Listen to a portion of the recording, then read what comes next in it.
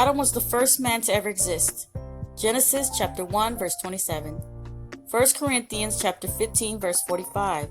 He was created by God as the first human being and placed in the Garden of Eden, designed just for him. Genesis chapter 2 verse 8-10. Adam is the father of all mankind. Every human being who has ever existed is a direct descendant of Adam. It is through Adam that every human being has inherited a sinful nature. Romans chapter 5 verse 12. God spoke everything else in the universe into existence. Genesis chapter 1. But on the sixth day, God did something different. He got down in the dirt and formed Adam from the clay. The name Adam is related to Adamah, the Hebrew word for ground or soil. God then breathed his own breath into the man's nostrils, and man became a living soul. Genesis chapter 2 verse 7. The breath of God is what separates human beings from the animal kingdom. Genesis chapter 1 verse 26-27. Beginning with Adam, every human being created since then has an immoral spirit as God has.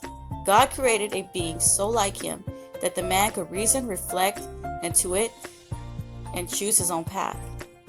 The first woman, Eve, was made from one of Adam's ribs. Genesis chapter 2 verse 21-22. God placed them in his perfect world with only one restriction. They were not to eat of the tree of knowledge of good and evil. Genesis chapter 2 verse 16-17.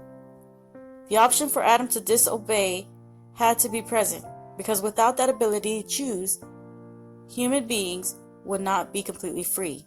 God created Adam and Eve as truly free beings, and he allowed them to make an entirely free choice.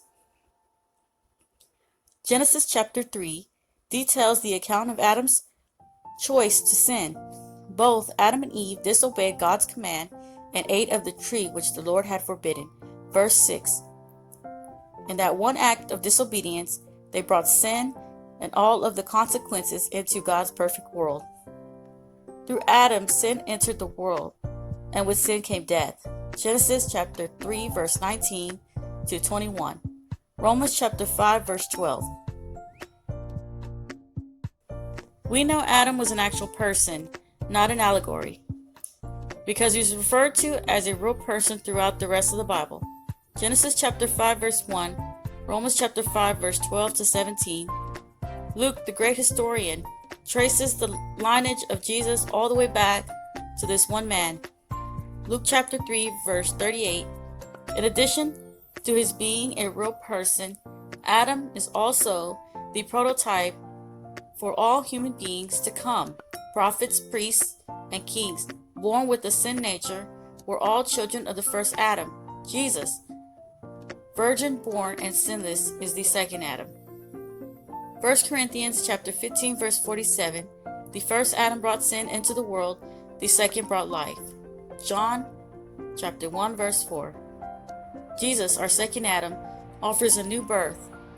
John chapter 3 verse 3. With a new nature and new life for whoever believes. 2 Corinthians chapter 5 verse 17. John 3:16-18. Adam lost paradise, Jesus will regain it.